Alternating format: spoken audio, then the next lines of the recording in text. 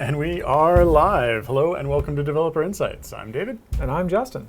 And together we are the leads on game development and design here at Codename. Not only that, we also founded Codename. And we're going to be your hosts for this episode and for every episode. Because when we're not here, the show doesn't happen. That is still true. True all the way up to today, which is our 121st episode. But is it? No. We've done that bit to death. Oh. But everyone loves watching you do math and getting math-adjacent things wrong on stream. Yeah, well, you know what? 121 is an easy one if you did your multiplication tables in elementary school. Okay, fine. What else is there to talk about today? Well, did you know that today, April 11th, just so happens to be the 121st day of the year? I didn't know that, no. Yeah, that's because it's not. Oh. Yeah. The hell? Okay, well, let's just move on. Anyway, today we are here to answer development and design questions about Idle Champions. Wouldn't that have been cool if it was? It would have been, but it didn't work out that way. Maybe next time. Anyway, if you do not ask any questions, you're going to have to suffer through Justin's one-man reenactment of the Disney classic, 121 Dalmatians. Yes, it's the little-known direct-to-VHS 20th sequel of the slightly more well-known 101 Dalmatians, which I think I made a joke about on the 101st episode. Oh dear. Well, that sounds like a very successful series of films. Yeah, you know what? That franchise has legs. 404 of them, I think. Good job. You know, if you do 20 sequels, I don't see how you're actually getting direct to VHS. Like, if you do how many? I was trying to think of if there was like a direct to like DVD.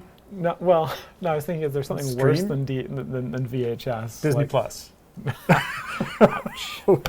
Okay. Anyway, that's right. Hot take. As always, we have pulled forward some questions from the previous show that we did not get to, so we will answer some of those while we are waiting for new questions to come in. But before we get to those, I do have some updates from items that we flagged to get looked at by the dev team. So without any further stalling for time, let's get started with those. What is this document? Okay, so we do have a couple of new features here that made it out last week. And the first one was the ability to disable individual event boons on the event boon display. So on the event dialog, there's now a little toggle. You can check it on and off to turn on and off whether or not you're receiving that buff, which I guess makes it so that you don't have those buffs ruining particular formation buffs if that's what you're looking to do. We also fixed the event boon tooltip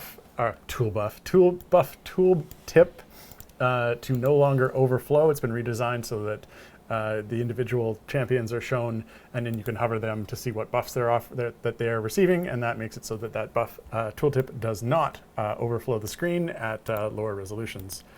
And wait, this says you added the missing output node to the strong core. Did you really? April Fools! No, actually, we actually did. You did? Yeah, I did. A couple of days after April Fools, but yeah, I actually did that. How many times did people ask for that? Just the right number. Okay. The perfect number of times. What are they going to ask now? Actually, you know what happened?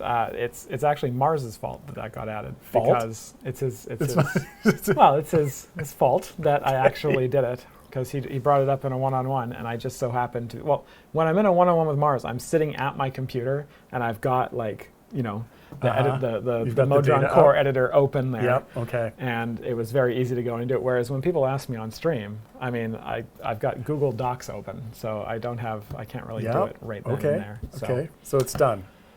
Yeah. And you're blaming, not crediting, but blaming Mars. I am crediting/blaming Mars. Okay. So if you want anything done, you got to convince Mars to ask me about it one-on-one, and that's how this is a precedent. You've set a precedent. Yeah. So okay. I can expect Mars and I's next one-on-one to be 30 minutes of him just being like, "Hey, so how about that Briv 9 jump?" Okay. Anywho. Yeah, all right. Well, on that, I don't have an update of the in-progress list because it got quite large. But what I will say is that we are working on a champion. What are we calling it? What do we have a name for it? It's a better way to pick what champions are in what slots, because that current seat selection dialog does not tell you a lot of good information about the champions that are in each seat, and they have gotten to the point where there are too many. They're innumerable, or well, you probably could count them, but it's gotten to the point where it's been quite difficult to figure out what you need for each seat, probably to the point where if you've got a lot of champions, you're looking at third-party sites. And so we are putting together a much more a filter and sort system to be able to pull up and build your formation from that. And that, I saw it up on Jarrett's screen before we started, and he is making really good progress. He's making very quick progress on that, yeah. I saw so it that this morning. Is we argued about where the bench should go. I won. I'm shocked. Okay, let us, but are they IEnumerable type? Yes. Let us get into the questions left over from last week. Let's do it. The first one's here is actually for you. What? Or at least you pulled it up, so I'm going to ask you it. It's from Aviri, who said, hello, Justin and Dave. Can we please have a way of saving a set of default feats for each champion? At the moment, with the way we have saved feats with formations, when starting a new adventure without a saved formation can be tedious. Set of default feats for each champion. And you're sure this one was tagged for me? It was tagged in purple and you copied it up. So I did not copy it up. It's got your name in it right there. But I didn't copy it up. I didn't copy it. Oh, all right. You copied it up. Maybe I copied it up. I think you did. I copied it up for you. You're welcome. I mean, certainly from a UI design standpoint, we could put something like that in. I'm not sure, sort of from a design standpoint, where that falls in terms of wanting to make sure that this sort of the saved feats are coming in as part of like the automation from the Modron. Yeah, I'm actually not. I mean, I guess they've got a save formation that that has like no feats assigned, and so it is like override. Or I'm not entirely sure what's happening. The way we have saved feats, but it's not working the way that we want it to be. Yeah, I mean, this was one that like certainly when we added the save feats with formation save functionality, that there was a lot of sort of humming and hawing around how that should actually work, what the default should be, how it's being used. And I know we put that aside as like something that needed some additional like discussion and thought put into, and I know that it hasn't received that thought / discussion. So yeah, I think, but the idea of sort of improving that with potentially with the champion profile rework is something that we can certainly include on that list. Yeah. Okay, next question. This is from Luxinem.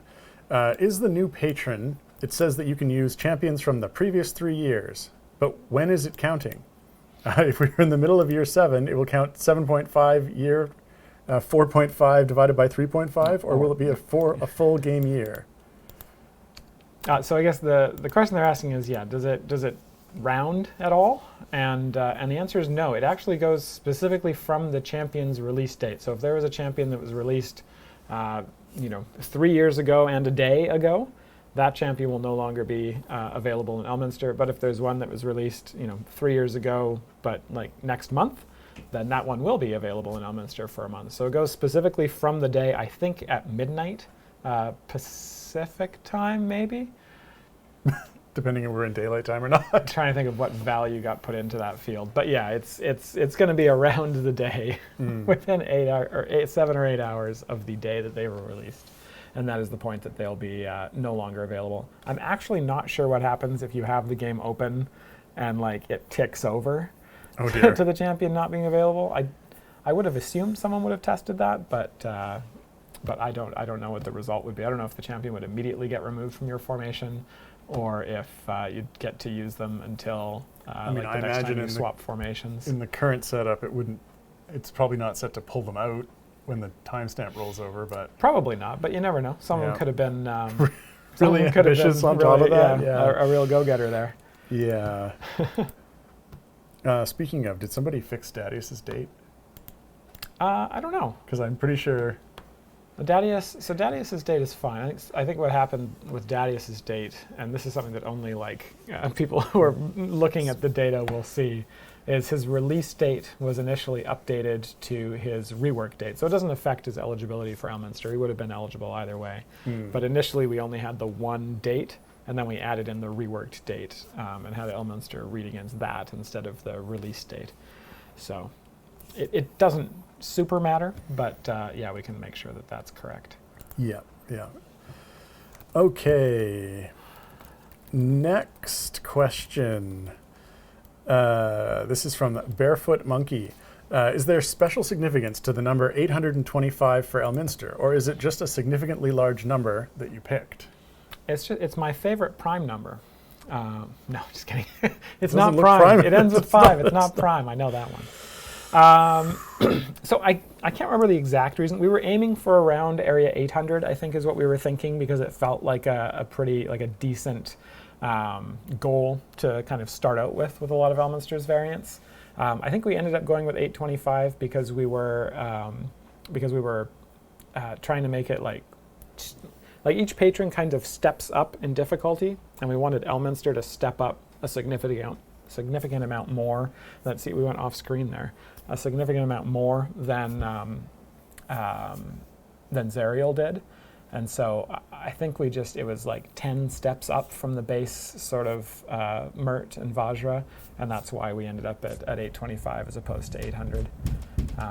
It probably had to do with the extra areas past whatever the base requirement was as well. We wanted to get that to a certain number, and then when aligning kind of the base requirement and those and those additional areas, it came out to 825. So it's around what we were looking for, and yeah, part of it is just that it was a sufficiently large number, but there was also some math and balancing involved in it. Is there an earthquake at your studio? No. No, Dave, you want to tell people what's going on with the rattling and the shaking and the? Sure. Just looking for more questions here. Chat yeah, there. I see that. I think we've said this before, actually multiple times, but not that I'm trying to invalidate your question. Jeez. I know I'm such a jerk.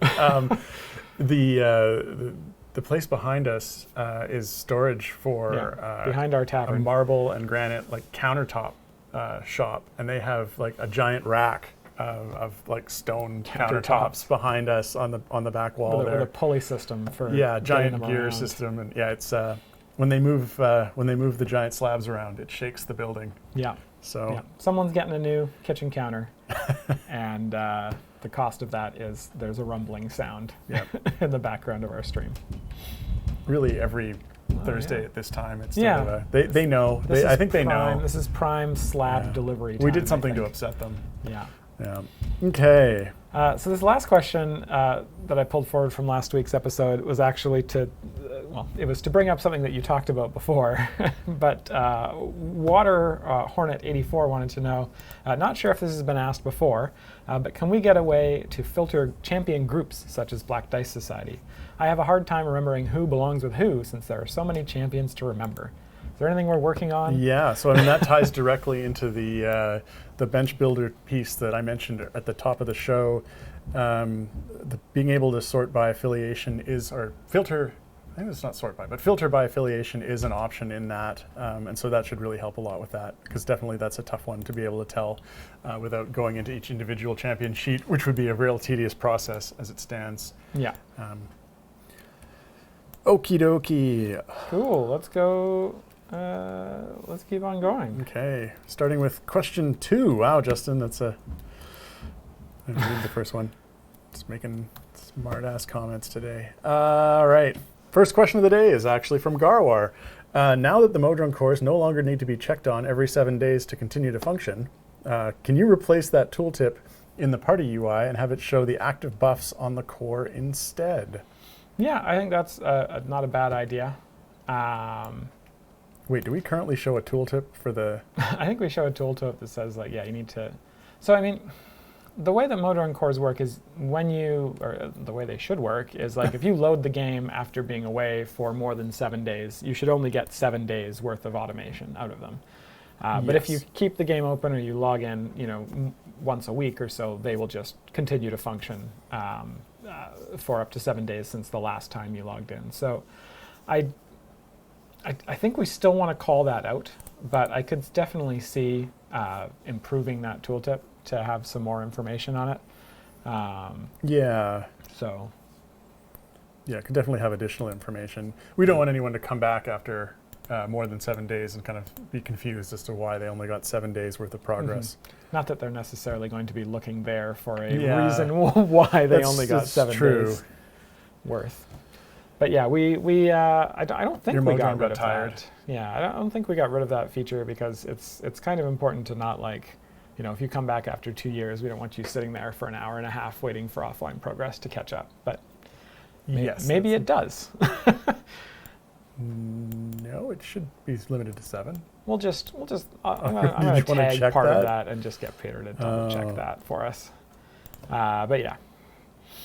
Yeah, I mean, I think we got rid of that. You had to like click into them to like regenerate the Yeah, you definitely Mojang didn't have to do juice. that. Yeah. But we still limited it to 7 just because of the enormous like offline progress computation time that would be added. Yeah. I think both like front end and back end, it was going to be a problem. Yeah. You're like, you did 10,700 resets. Yeah. Actually, not even more, like 100,000 resets. Yeah. Okay, next question. This is from Numantis. Could you take a look at adding extra text to Human's Ultimate Unlock upgrade? Ultimate Unlock upgrade, I like it. To show that there are 3 different versions of the Ultimate available, along with what each one does and which is active/inactive, like other upgrades that change depending on who is on top. Yeah, we can take a look at that.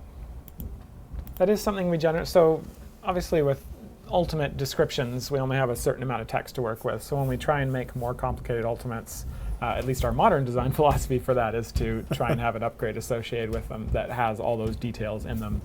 The way I know that is because we just designed a new ultimate for a rework champion that will definitely have its own ultimate unlock upgrade with a bunch of text in it to describe the various things that can happen. We can't when you just use put that it on a ultimate. card and make it scroll.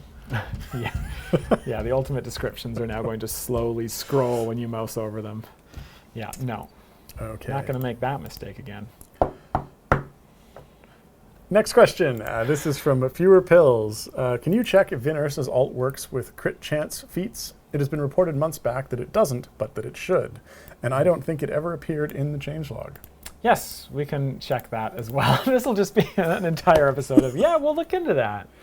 But yeah, I can check that. I do remember that being an issue that people were reporting, and I know it got into our internal like bug tracker, but I don't know what the resolution was, if it ever got fixed, or if it just kind of faded away into obscurity at the bottom of a 1,000 issue list. So we will look into that. Okay. Next question. This is from Rough Rider 1995. Can you please suggest to the marketing department or whomever nixed it that the 2024 hidden codes should be reinstated? 2024, Dave. I mean, is that how you say the year? Oh my gosh.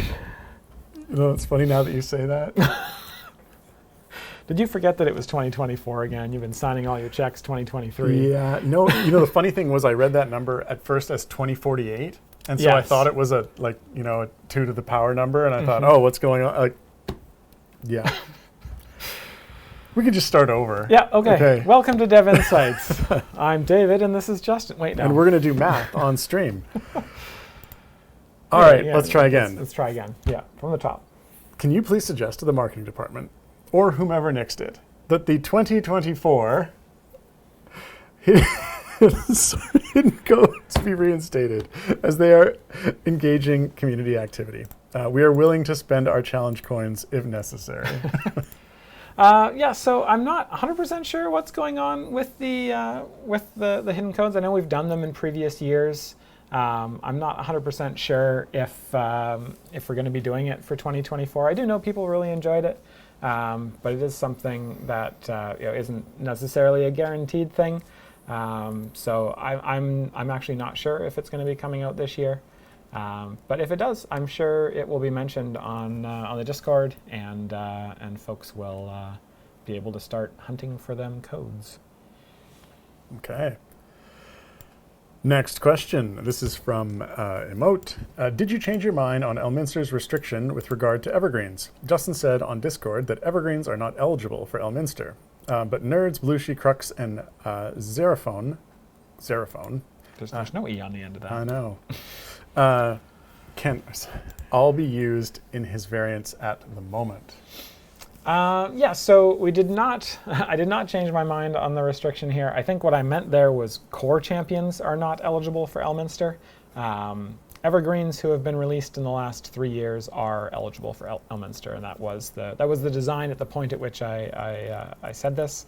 It was just, I just misspoke at that point. Okay. Yeah. Next question, also from Emote.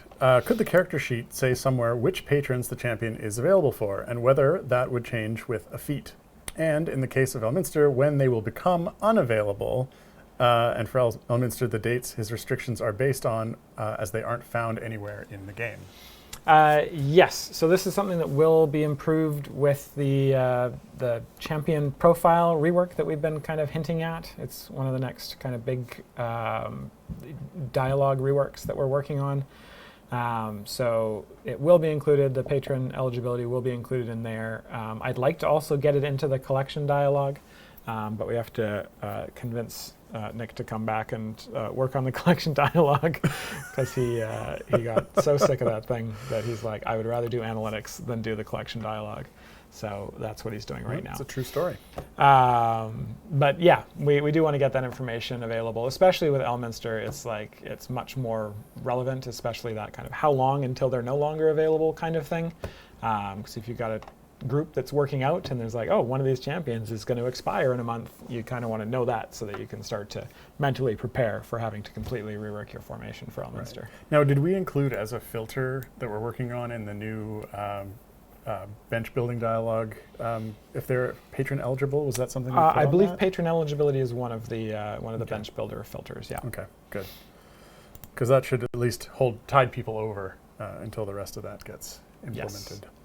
Yes. Next question. This is from Numantis.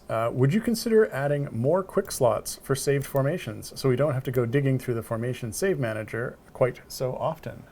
Yeah, so this is a question we got before, a couple of weeks ago. I think we had this one, maybe a month or two ago.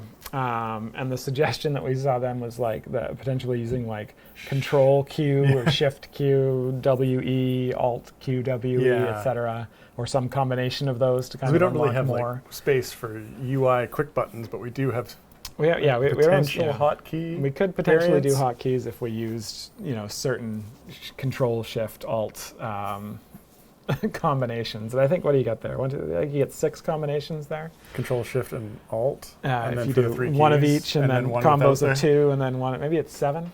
I don't know. You get now even I'm more doing if math you're holding on down stream. if you're holding down the keys. Then you can Control Alt Q gives and you a W set. at the So same time. it actually gives you quite a few. Okay. Yeah. You're gonna forget where you put them, but. Yeah. But yeah, I think we can look at that. I think that's been a request that we've seen a couple of times, and so yeah, I think we could probably start to look at that and see about adding some additional advanced options there, because obviously they wouldn't be super obvious for people who didn't know to look for them. Right. Okay. Next question. This is from Wefon. And Wefon would like to know, can you fix or readjust Briv's version V568 changelog of Briv can no longer skip past Area 2000 to Area 2001?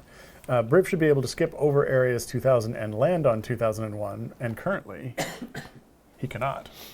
Yeah, that seems like an off-by-one oversight. So I think we tagged that one last week, but I'll tag it again and make sure it gets onto this. That should be a super... Did we tag that? Maybe we didn't tag it. It's super low-hanging fruit. Should Okay. be very easy to fix. You hope. I hope, yeah. It It'd probably require a build, because that area is probably in the build. It's not a data fix. Alas. Suggestion is the key should be F1, Alt F1, Alt F2, Alt F4. Yeah. Yeah. Now Alt F4 is already, that opens the admin panel, I believe. Yeah. Yes. I feel like I've run into games that just block that because people tell people to do that too frequently. Oh, man. My teenage years were filled with trying Alt to convince F4. people to hit Alt F4. Yeah. Okay, next question. This is from Emote. I know you said you don't like the idea of legendary/pigment dismantles and would prefer us not to need them, which would likely need an entire rework of the legendary and pigment systems. Yes, indeed. But in the meantime, could we please get a pigment dismantle? Tying them to emergence events, even if only temporarily, would be much appreciated. Yeah, I think you might wear me down here. And we might try and make that part of the emergence events for the next one. I'll highlight it and see how involved that would be. Okay. Next question. This is from Foolish Genius 89. Are you satisfied with the scaling of certain variants, especially the timed one, and the 825 minimum for Elminster variants? So two responses to this. I think the timed variants, I think we initially released with 825 as the area requirement for those. I think we did go ahead and pull that back down to 50. So it did initially release with them with the wrong one, but we did bump that back down to the correct one, because we don't expect most players to be able to get to area 825 in 30 minutes. Some people definitely do, but not your general one. And it's hard to find kind of a good balancing point for the patrons, so we've just kind of left them all at 50 for those ones. For the 825 minimum, I'm fairly happy with it. I mean, most of the feedback I've seen on it has been that it's nice to have kind of a challenge in the game again in a lot of cases, it's taking people away from their Artemis DPS formation. Does bring a certain amount of joy to my heart every time I see that happening. So. I mean, at this point, I'm pretty happy, but we're also pretty early on in Elminster, so we'll continue to watch the feedback and see what people are saying and see if there's any that are really incredibly out of skew or askew.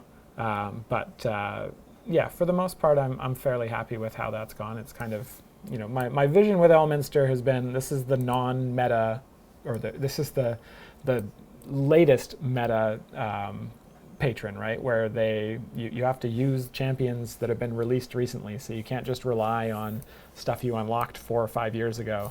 You have to kind of think about new formations. Maybe you only have to think about new formations every 2 or 3 years, but it's still more often than you necessarily need to for some of the older meta formations. So I think it's doing what I wanted it to do, and so far, so good.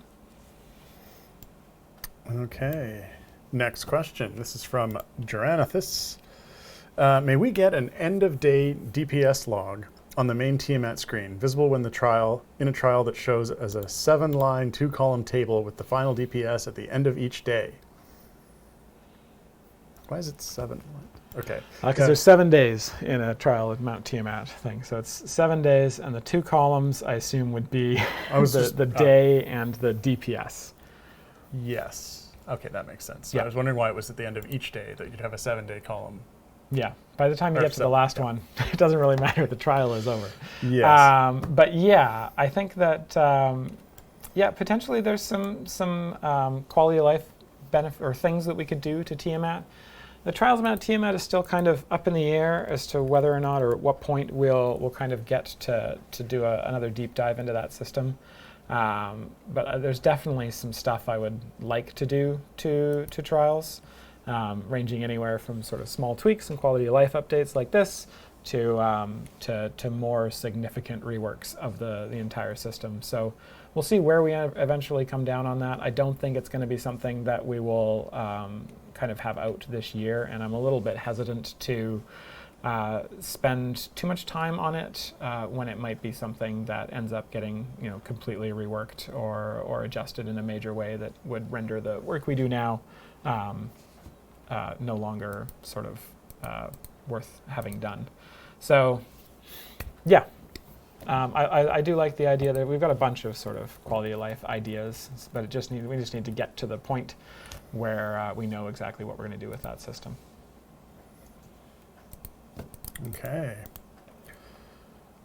Looks like there's a giveaway, Justin. It does look that way. So this giveaway, in case this is your first time here, and I did see a couple of first-time chatters, this giveaway is for 42 chests of your choice. The way it works is very shortly there will be a super secret code word in Twitch chat. All you have to do is copy and paste that code word back in, and you will be entered to win 42 chests of your choice. Now, it could be any type of chest in the game except for Gloria Bahamut chests for legacy reasons.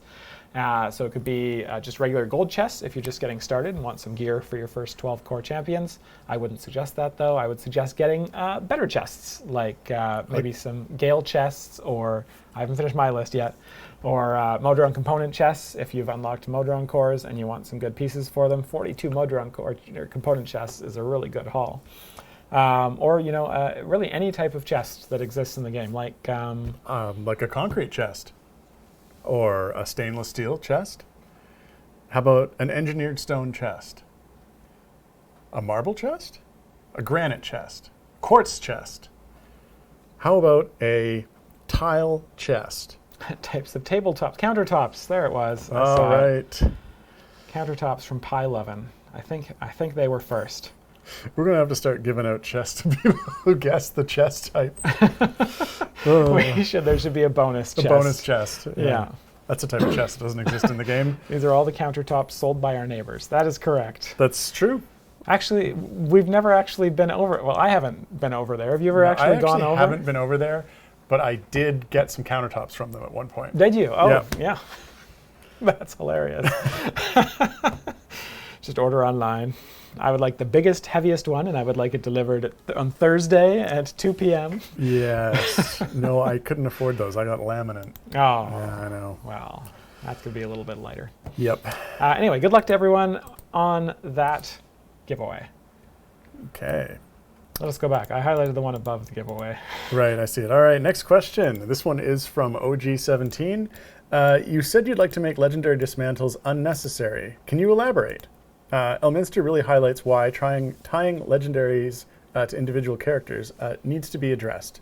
You're incentivizing to funnel years of progress into one static formation, which makes the use of the other 120 characters an increasingly massive power loss, which defeats the basic concept of a formation-building puzzle game with a large roster.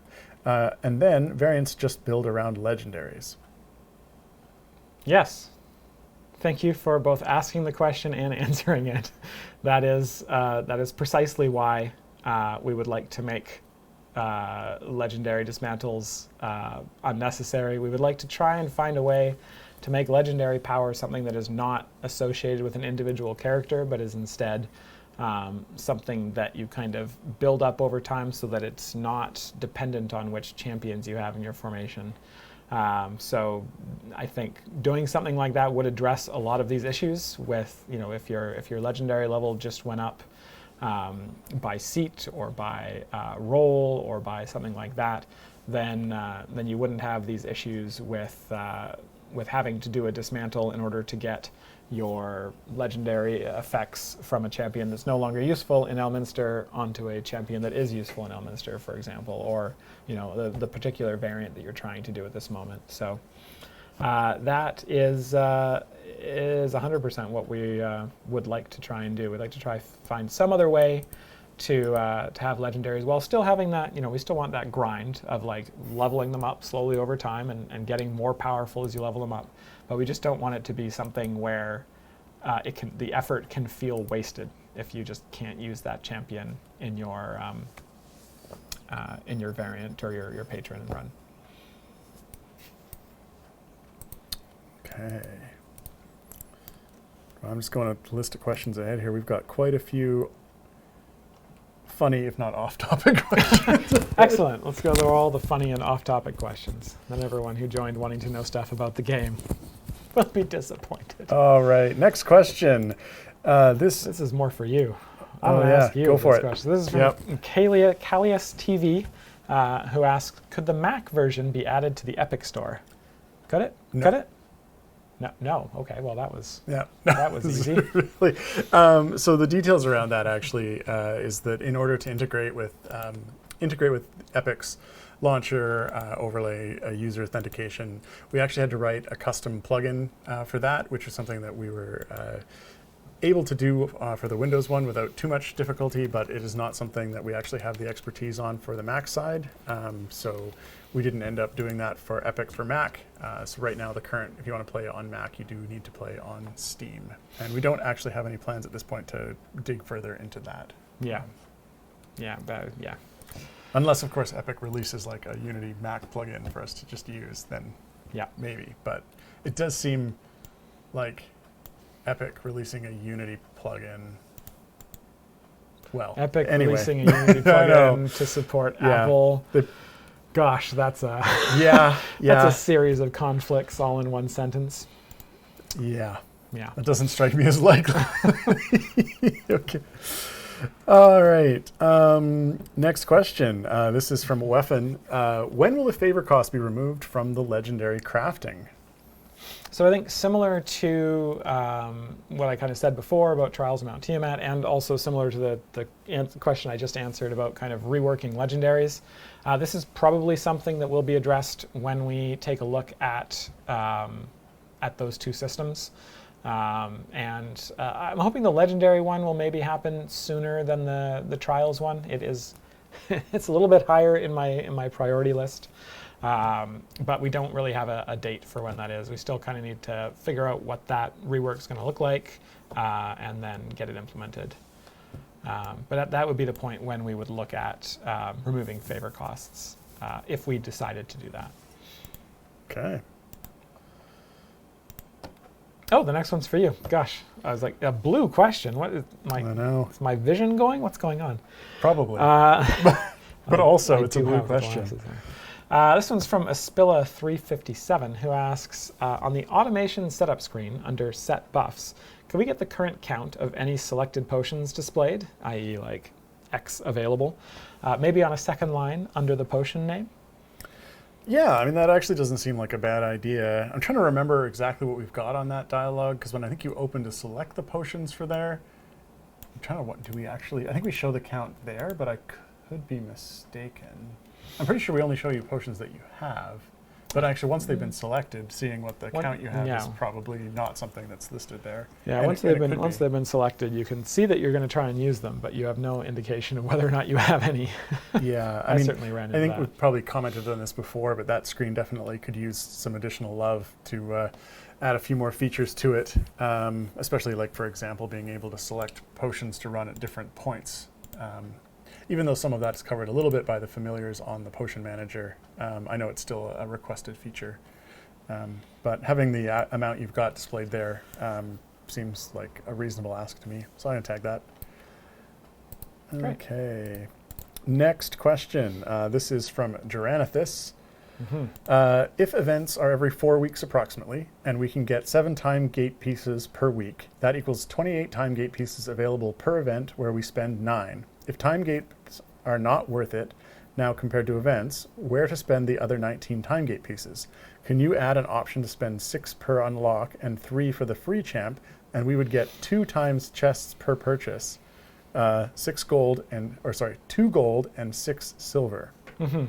So this is a good question, and it leads into kind of I was talking about earlier about my list of things and priorities. So a time gate rework is something that is a little bit higher on the list than even both the Legendary and the Trials of Mount Tiamat reworks.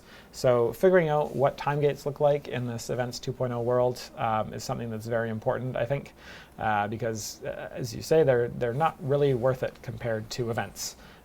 So you kind of want to hold on to your time gates for your pieces for using in events, and then the additional ones, spending 6 to get 3 gold chests and a bunch of silver chests doesn't necessarily seem worthwhile compared to what you can get for just 3 time gate pieces in an event. So we do want to look at that and see exactly how we can make time gates more compelling for something to do sort of between events, or even if you're like done an event and want to just keep on going on gearing up specific champions. So that's something that is high on our list, but we're not 100% sure what it's going to look like yet.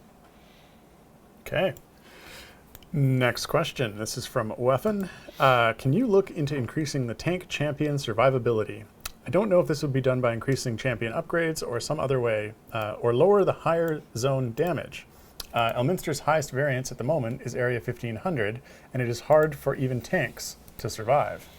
Yeah, so yet another thing that is on the list. It's actually, unfortunately, Where it's is at the, this list? Is this just in your head? No, I wrote it down. It's got You wrote it 9. down? I wrote it down. Oh. I've written it down. I've even shared it with two people in the company. Okay. But yeah, tanking. So tanking and healing is something that has been. It's never really worked the way I would like it to work.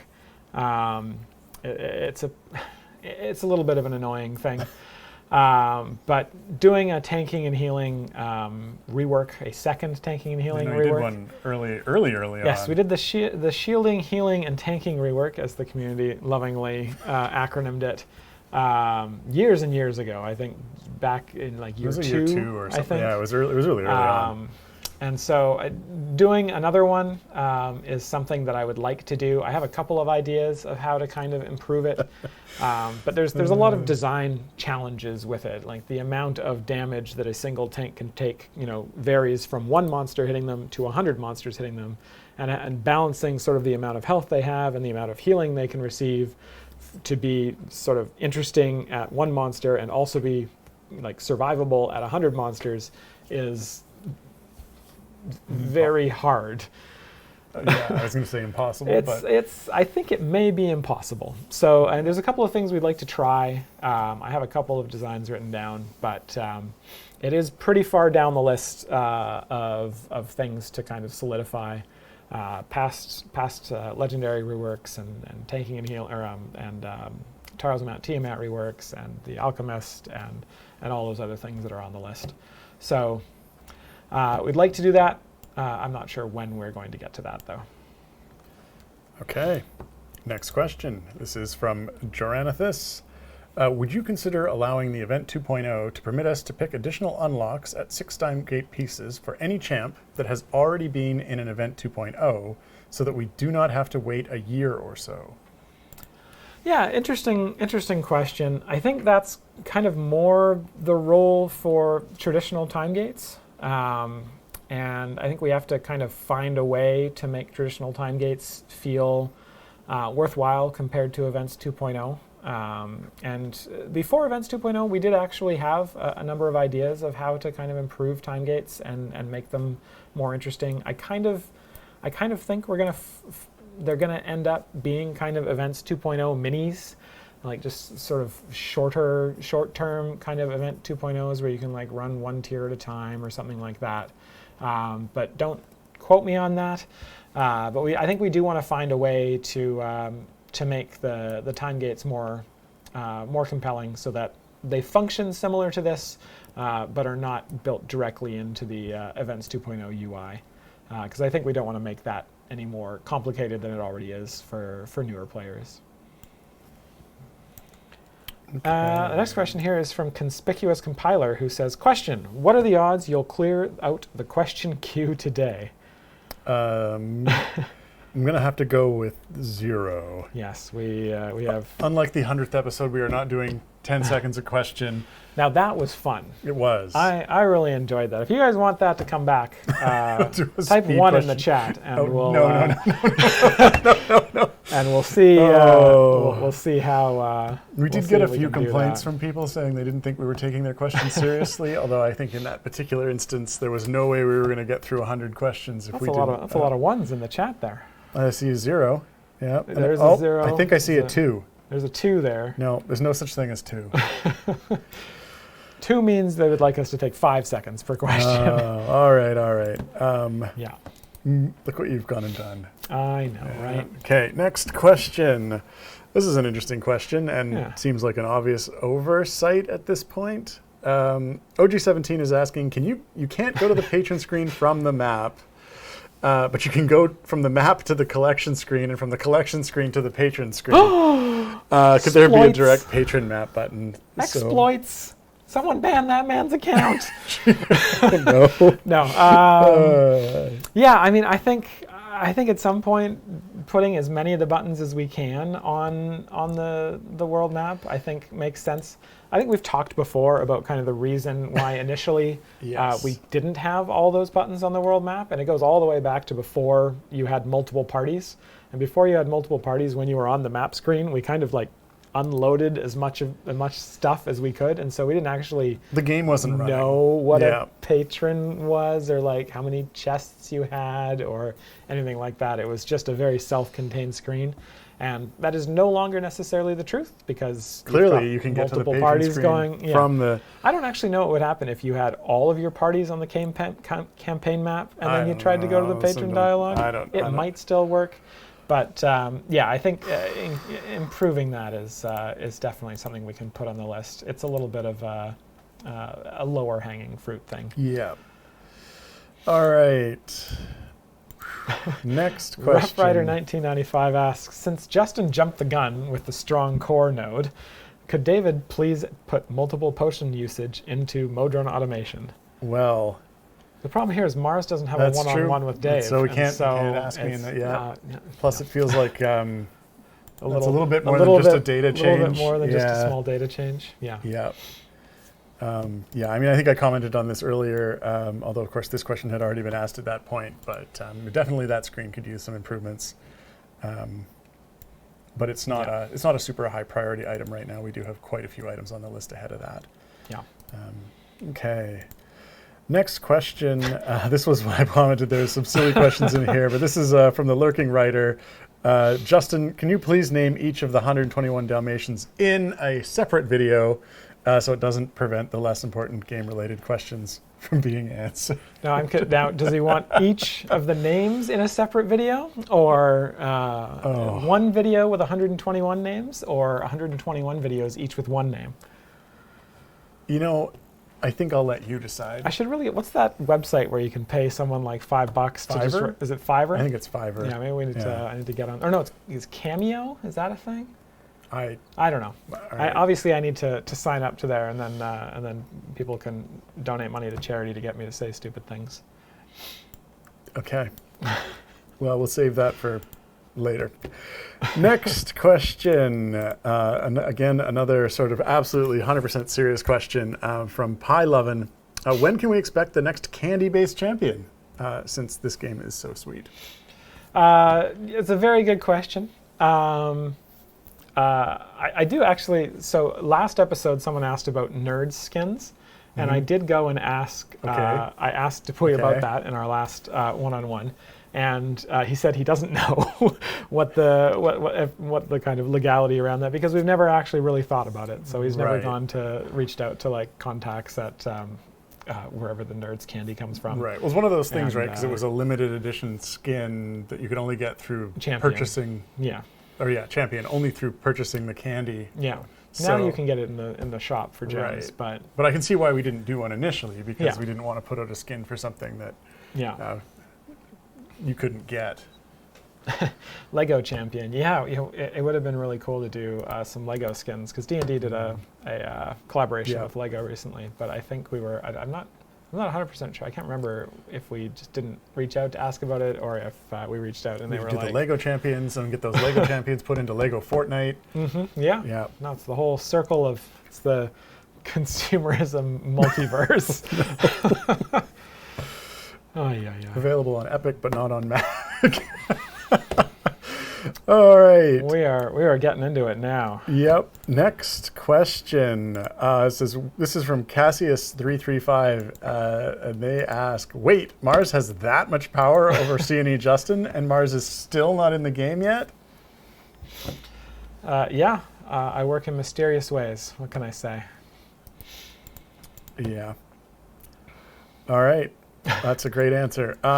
Moving on. Next question, then. This is from Zolan Ormalu. We're just going through the silly ones here, because I haven't highlighted anything. Yeah, that's right. This is given Justin's preference for prime numbers. Why do I not have 13 bench slots? Well, because 13 is not a prime number, of course. Wait. 1, 2, 3. Oh shoot! I've done it again. Yes. Well, the 13 is the lost bench slot. Yeah. Is it? Yeah. You leave the other bench slots and go on an admission or an adventure to find them.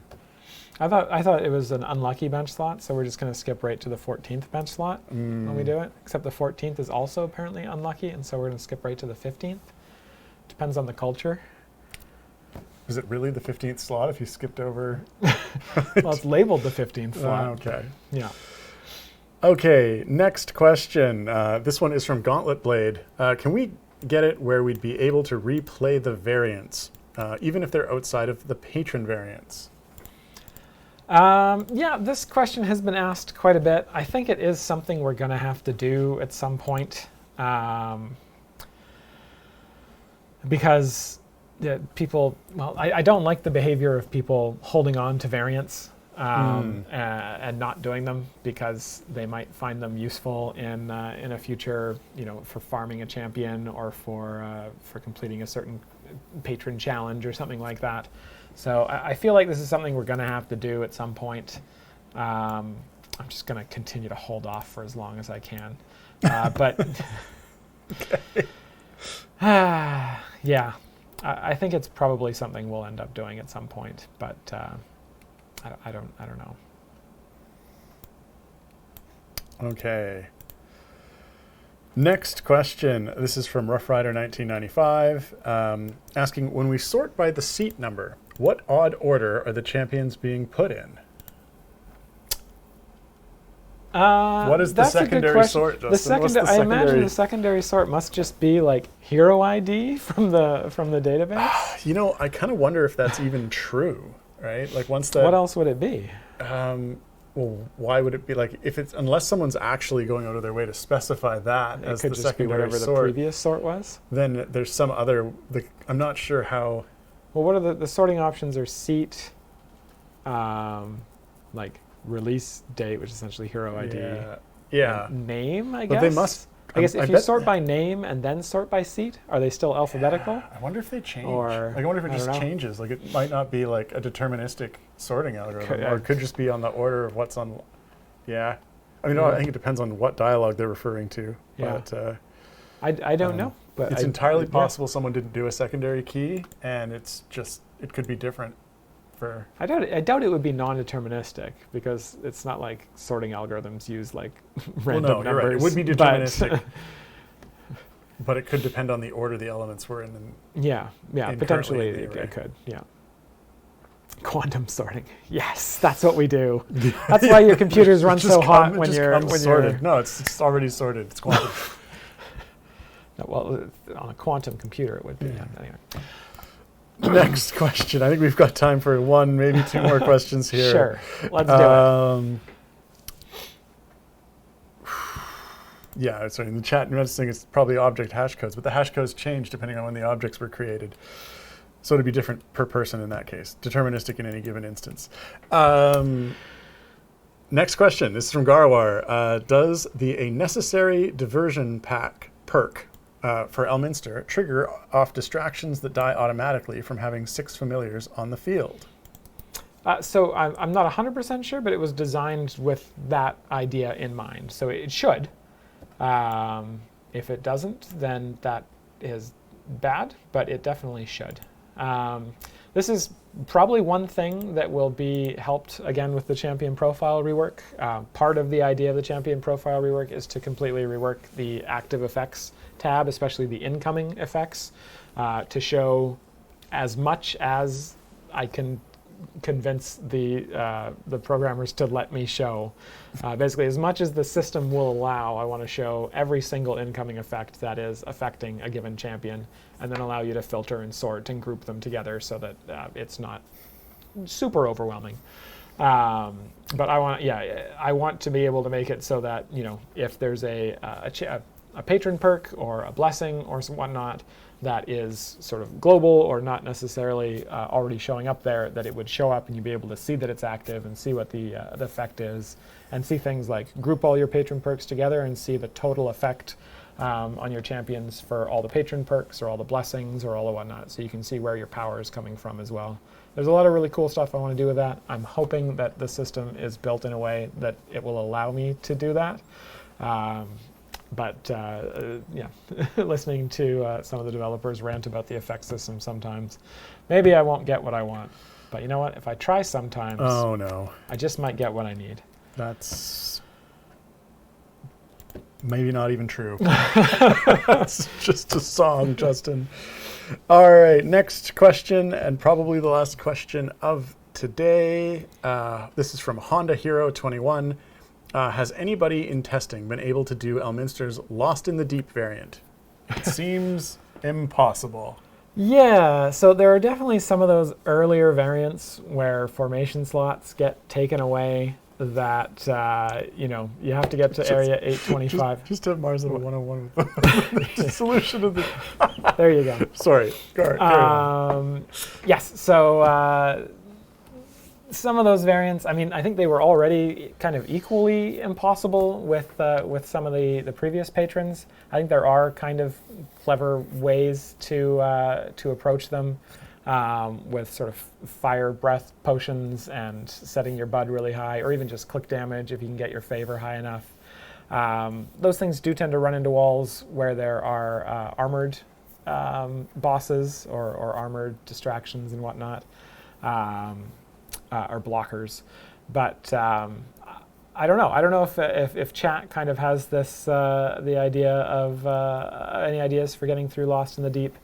It's definitely we try not to do variants these days where we're taking away formation slots every X areas because those all just end up just like this one for Elminster. So yeah, people are saying bud spikes. So the way that works, you go back to area 1, you put in your full formation when you have access to all the slots.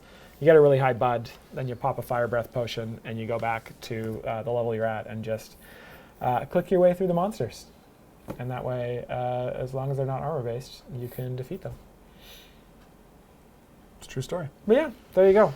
All right. Play advice. Normally, you'd have to go to a different stream for probably the one advice after like this. That. But yeah. Okay. That definitely looks like it's all the time we've got for. Righto. If we didn't get to your question this week, don't fret. You will have another opportunity. We will be live again at this same time in 2 weeks. Why is that? I am leaving the country. Permanently? No. Oh. I will be back in 2 weeks, at which point you will have another opportunity to ask your questions. Before we sign off, though, we'd like to thank our tireless mods. This week it was Mars and Gabe. They're the ones who copy your questions into our questions doc and make things awesome in chat. So thanks to both of you.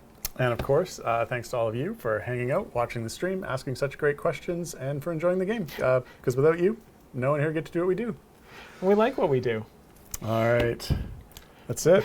It's like going to Quebec. Oh, I got a perfect joke for you today, Justin. Oh, fantastic. Especially given how people played into it today. Let's see. People say that you hit your prime when you turn 23. Do they? But you also hit it at 29, 31, 37, 41, 43, 47, 53, 59, 61, 67, 71, 73, 79, 83, 89, and 97. We'll leave it as an exercise to the viewer to see if Dave got any non-primes in there.